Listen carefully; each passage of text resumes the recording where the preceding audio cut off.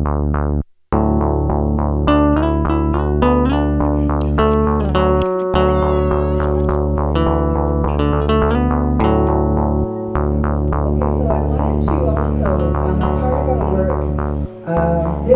event, it's an informal day, but we really wanted to acknowledge the work of all of the folks who have really stood up and partnered with us. So that's the start of a larger initiative to replant and restore the whole of the Ashinola. And so it is a big job that we have to restore post-fire, but you know, we just said we have to start. We have to start somewhere, and let's just start.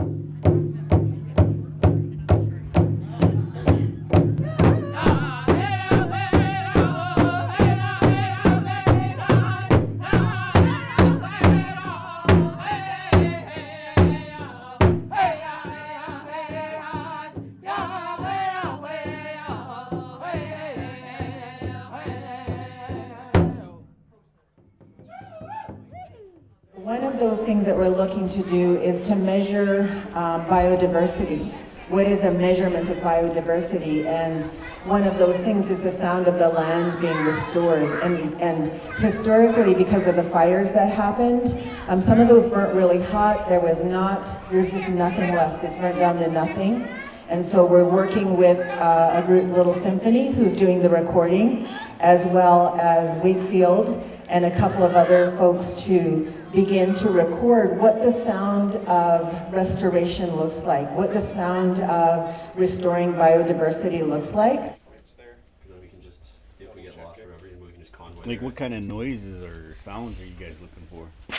Pretty much, I mean, like any, like things that would show the forest area, I think, like birds mainly, like other wildlife. And then some of the locations that are like the river, potentially that waterfall that Denisha had mentioned, those are quick and easy to record, only 10, 15 minutes kind of thing. But if we can leave the mics out a little bit longer to get just more of the kind of the forest and the wildlife. One of these ones today? You want to do Chewbacca? those ones down Yeah, there? let's go to Chewbacca, because that's a good forested area. Okay. So we'll hit down the valley. Yep, we'll go that way today. Sounds awesome.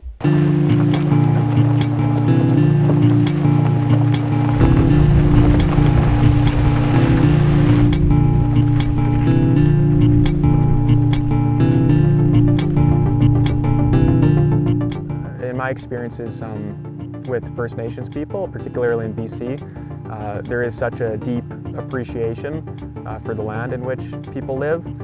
This relationship, it's a living entity. There's just this level of connection that people can feel with their surroundings and the land they live on. All of these things are a beautiful part of life and something that I like to try to get across with sound.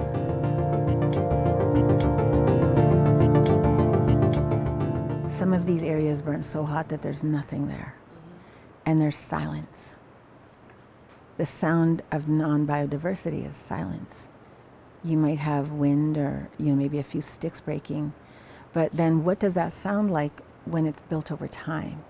What does it sound like when the insects come back, when the frogs come back, when all of the little critters come back? What does it sound like when the bigger species come back, the ungulates and the apex predators come back? What does that sound?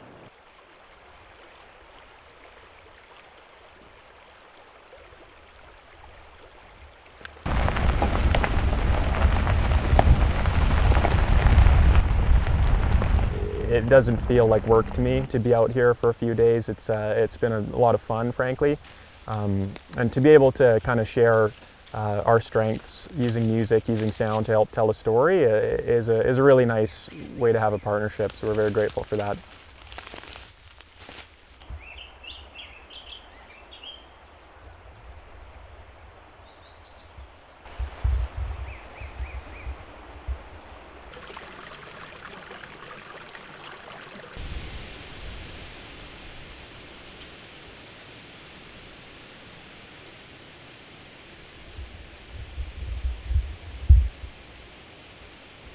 Oh, there it is. Yeah, I'm fully snagged. Oh, no. Should have known. Oh, damn. I like to listen when I'm out places. I find sometimes there's a visual focus, but I like to hear the birds. I like running water. I like ocean waves. I like all these sounds so much. It's deeply therapeutic for me. And to be able to bring some of these areas, showcase some beautiful parts of the world to other people is a lot of the reason why I like to do this work. How far away from here? As the crow flies, Yeah. 30 kilometers. Okay. Community-based conversations are built on trust and respect and communication and an understanding of local cultures and languages, and the environment and everything that makes a community what a community is. And so that is, it's really important to approach that with, again, with great humility. Last four numbers is 3044. Winner is Katrina Terbasket. She is the winner of $50 gift certificate, gas card, and a basket necklace.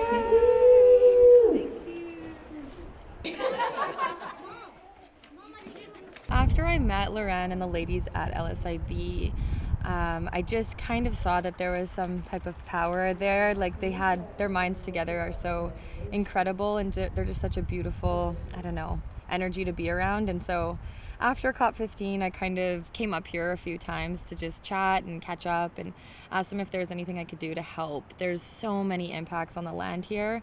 And so I think the snowball happened because there's something about a project that's based on healing people, healing the land, that is just like, we're just all thirsty for it. Like, it's just such a beautiful thing to gather around. I think people spend a lot of time on researching extinction, researching impacts of industry, but we don't spend enough time just trying to heal it. Our principles and our protocols and the way we are connected to the land really dictates how we do restoration work. And I think with our allies, they really resonate with that because they've also seen the impacts that monoculture has on the land, but not only to not only to themselves, but to our animal people and our plant people, right? So they just agreed and were on board with what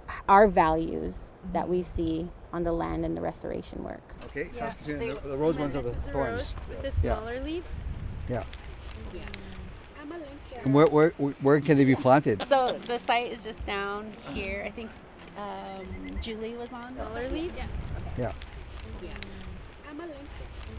Climate change is impacting like the flowering and the cycles that should, help sustain a system for foods, and not just our foods, but for the wildlife. Even though it's a devastating fire, we did a fire analysis, and this is probably the largest fire we've had in the Smokelmean Valley in over 200 years. So we're really in luck that we have such good partnerships coming to the forefront, but the political piece, right, is huge. And part of my job is to work with our knowledge keepers, but also to implement their restoration plans, and that's Kathan Leachinton, which is like an environmental perspective on the land. So we're not just looking at one species, but all species together. This is a good representation of Kintuiu, which is like we help each other. And so when I'm with the kids, we talk about biodiversity as being a community of families supporting one another. So it's like complex levels of relationships that happen on every level.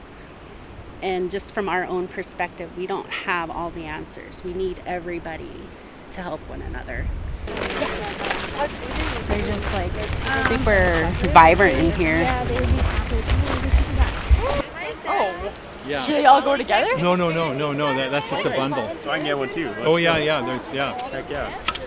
Is this two still, or is that? That's two, yeah. And then they're each by extend. Yeah. Concern, you still. Yeah. So I dig like this. Can I just put it in at this point? Yeah. In So that what you spot? do? Yeah. Right, you go. No worries. Yeah. You sort of open it up. Yeah.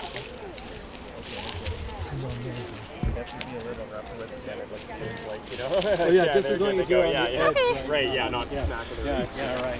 Let's go over this spot. So Shepherdea is a berry producing shrub. Oh, you've done a great job getting all these plants in the ground. You made it happen. Have more.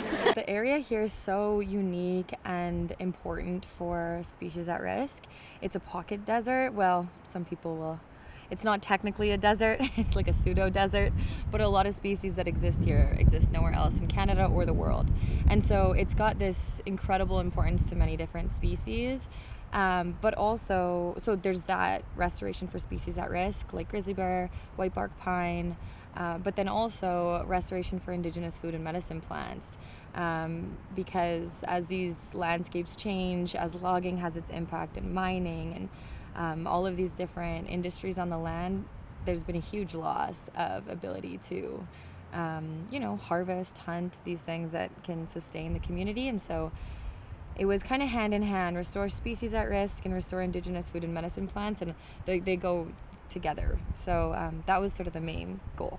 We were looking at traditional plants here as well as other ones, so huckleberry, Saskatoon, elderberry, hazelnut, all the ones that would do well like in riparian areas and up the slopes, but also are deep rooting.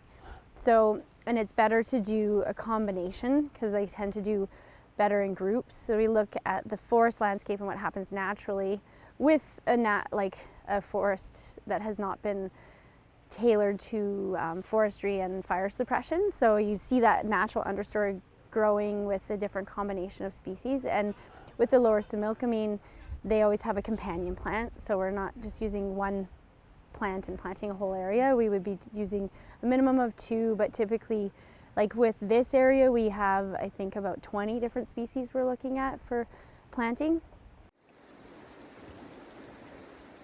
What's fundamentally important about this work, and we are gradually doing this and far more systematically and intentionally, is integrating attention to biodiversity, attention to what type of species of trees are required and why, which animals and ecosystems exist in this area, and how can we support those.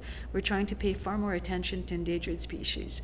So if you're looking at a certain tree that's required for a certain animal to be able to survive, like how do we make that happen, and which influences the species of trees.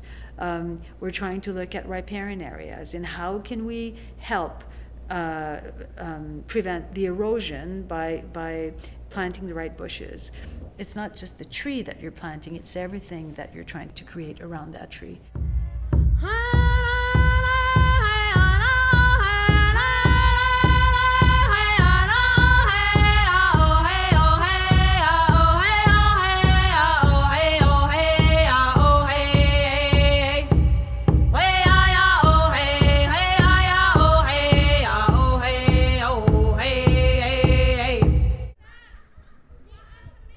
We invited a lot of our allies.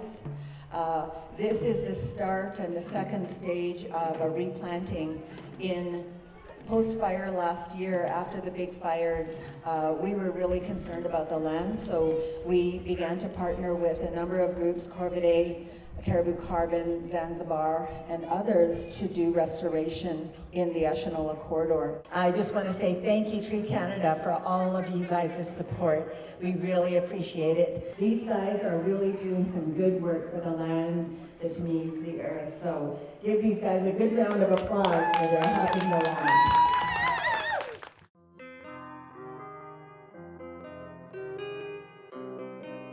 This fire happened last year, 2023. It was a massive fire, 40,000 hectares.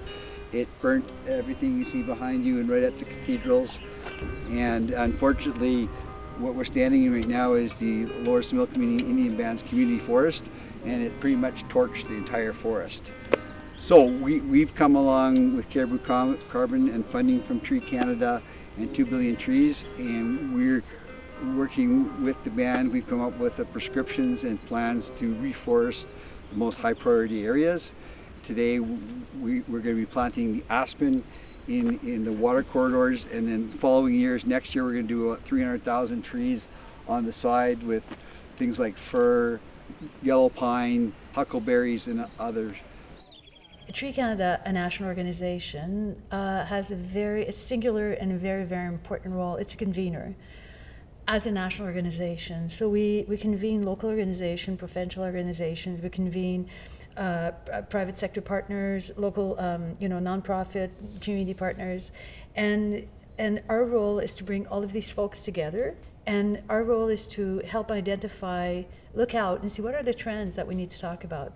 What is happening in the sector that we all need to tackle together? And so that's part of our role, the convening of people to make sure that the collective knowledge that exists is shared with everyone. If it's closer to the wall. Yeah. So I'm just going to move my bags out of the way. Look at this. Yes. How's it going?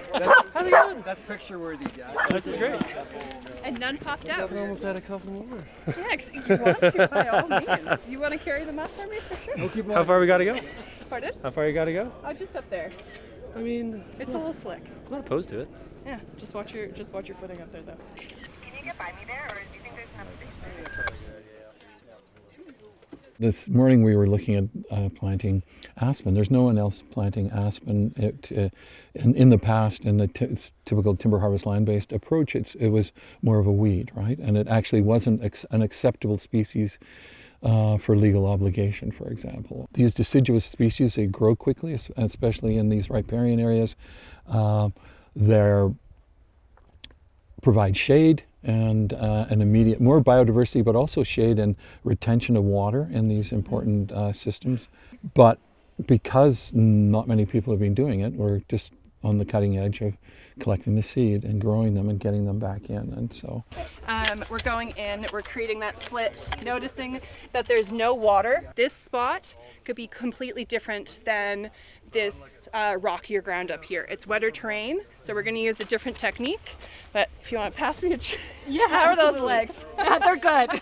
Okay, good. So that's This restoration project, started out with, something like 8,000 aspens and a few thousand whitebark pine and the huckleberry.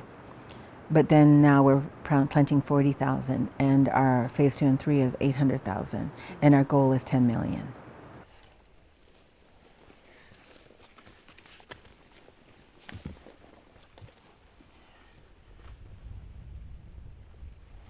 I have planted forests that have been just spruce, just pine, and it's more for the production side of it. It's more for the future of logging rather than the future of the land itself, and to be able to target certain species that are well adapted to certain areas, and to help retain like moisture and shade in water systems. So it's like when we're able to adapt and to adjust and really kind of see what the land needs, like to me it is very inspiring.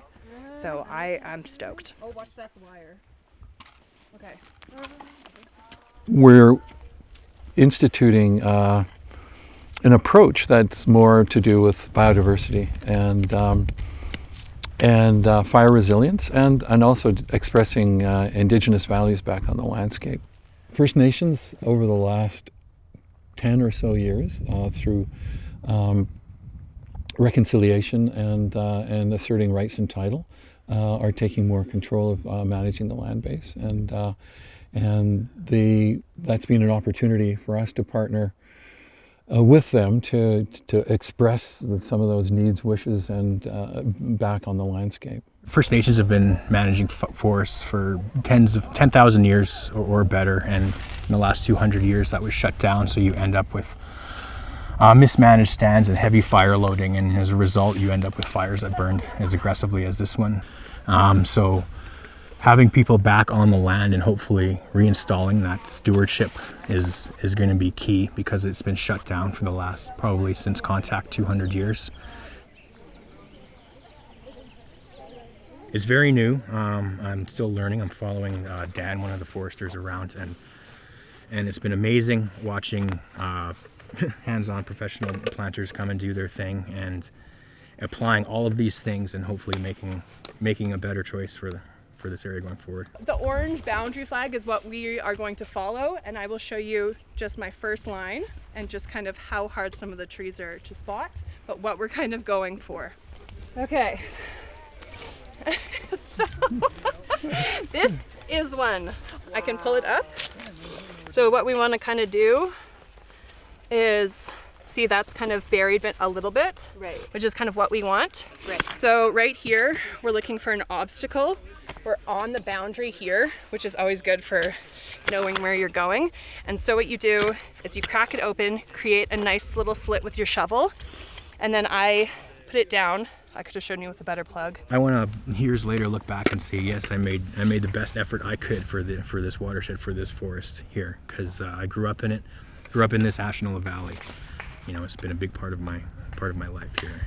And coming home as more of a mature man now, and as more so than my 20s, I just see things a little differently now. I feel at this point in my life I can make meaningful impacts here. That's one of the biggest things we're lacking is the skills right now in our community, and I just think I owe it to the community to come back and do it at some point. How can we meaningfully address climate change through restoration and reforestation? Trees are rock stars for sequestering carbon, and when done in the right manner, it's also creates. We're also in a biodiversity crisis, so that you get sort of a double impact. So, I think that's a big part of it. All of those different plants create the biodiversity that soils need, and that's long term. That's 100, 200, 300 years. Like a forestry ecosystem takes that long, hundreds of years to develop. So our work is really to restore for biodiversity, to restore food, to restore so that not just for human consumption, but for all of those beings that live in the natural world, for bears and for badgers and for frogs and for beaver and like for everything.